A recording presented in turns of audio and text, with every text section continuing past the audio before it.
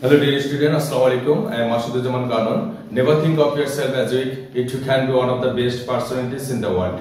Dear student, আজকে আমরা SSC পদার্থবিজ্ঞান পদার্থের অবস্থা ও চাপের অত্যন্ত গুরুত্বপূর্ণ একটি ভিডিও নিয়ে এসেছি। যার আলোকে সৃজনশীল সবথেকে বেশি থাকে। আজকে আমরা সেই বিষয়টি নিয়ে আলোচনা করব। চলো শুরু করা যাক।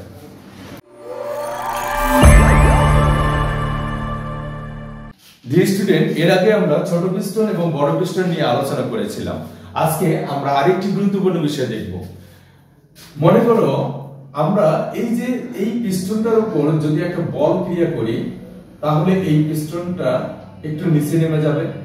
তাহলে এখানে যে বল প্রয়োগ করব সেই বলটাই কিন্তু এখানে অনুভূত হবে, যার কারণে এই পিস্টনটা কিন্তু একটু উপরে উঠে যাবে। ঠিক আছে, উপরে উঠে যাবে।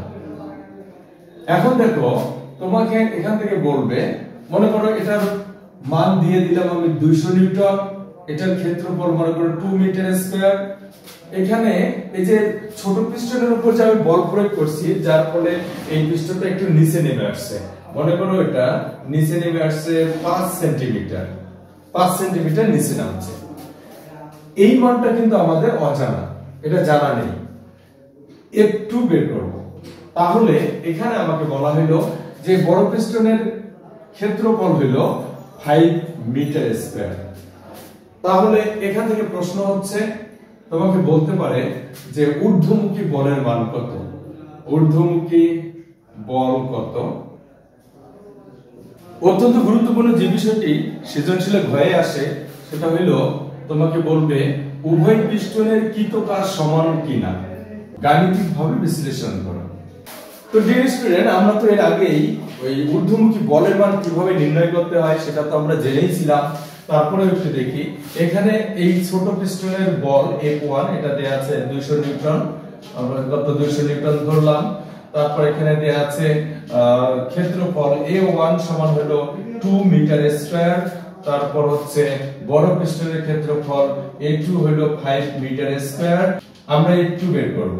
F2 ইকুয়াল W2 ধরলাম। এখন লক্ষ্য করে দেখো তো, আমরা জানি W সমান Fs, বল এবং সরণের গুণফলকে কাজ বলে।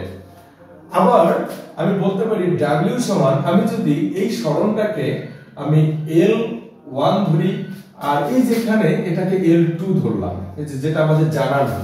L1 হলো 5 সেন্টিমিটার, এটা জানা আছে, কিন্তু L2 জানা নেই। তাহলে আমি L1 লিখতে পারি W1 এর জন্য, আর তাহলে এটাই লিখি F1 L1। তাহলে W2 এর জন্য কি লিখতে পারি বলো তো, F2 L2। এখন বলো F1 কত, 200 গুণন L1 কত, 5 সেন্টিমিটার। তাহলে 5 সেন্টিমিটারকে 5/100 মিটার হয়ে যাবে, 100 দিয়ে ভাগ করলে 5/100 সমান গুণন হইল 200, 10 জুল। তাহলে আমরা এখানে পাচ্ছি 10 জুল। ঠিক আছে, ছোট পিস্টনের কৃতকাজ কিন্তু আমরা অলরেডি পেয়ে গেলাম। এখন বড় পিস্টনের বল কত, আমরা তো এই বল এখানে পাইলাম কত, 500, এই যে 500 বসাইলাম। L2 এর মান কিন্তু দেখো আমাদের অজানা, আমরা L2 এর মান জানি না। L2 এর মান জানি না, কিন্তু আমরা এটা বলতে পারি, আমরা লিখতে পারি উভয় পিস্টনের আয়তন কিন্তু সমান হবে, V1 সমান V2। তাহলে V1 সমান V2 যদি হয়, V1 এর জন্য লিখতে পারি A1 L1 ক্ষেত্রফল গুণ উচ্চতা, যেটা উচ্চতা বা সরণটাকে আমরা L1 ধরছি। এটার জন্য কি লিখতে পারি বলতো, A2 L2। এখন দেখো আমরা এখান থেকে লিখতে পারি A2 L2, আমরা ঘুরাই লিখি A1 L1।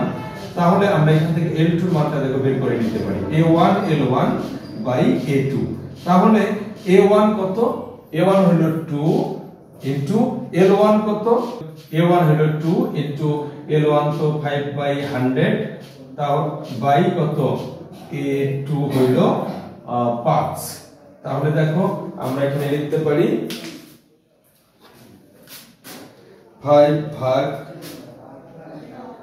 কত, আচ্ছা 5 ভাগ হলো 100 সমান হচ্ছে, আচ্ছা গুণন 2 সমান ভাগ হইল কত, 5 সমান 0.02। এখানে আসছে 0.02। এখন দেখো তো আমি এখানে লিখি L2 এর মান যেহেতু পেয়ে গেলাম, এখন L2 এর মান এখানে বসাই দেই 0.02, তাহলে একটু ক্যালকুলেশন করি। 0.02 গুণন হইল কত? 500 সমান 10। এই হলো এখানে কত? 10 জুল। দেখো তো ছোট পিস্টনের কৃত কাজ বড় পিস্টনের কৃত কাজ সমান। অত্যন্ত গুরুত্বপূর্ণ সৃজনশীলের ভয়ে এই প্রশ্নটা এসে থাকে। যদি তোমাদের ভালো লেগে থাকে তাহলে তোমরা অবশ্যই বেশি বেশি লাইক, কমেন্ট এবং বেশি বেশি বন্ধুদের সঙ্গে শেয়ার করে সকলকে দেখার সুযোগ করে দিবে। ধন্যবাদ সকলকে। আসসালামু আলাইকুম।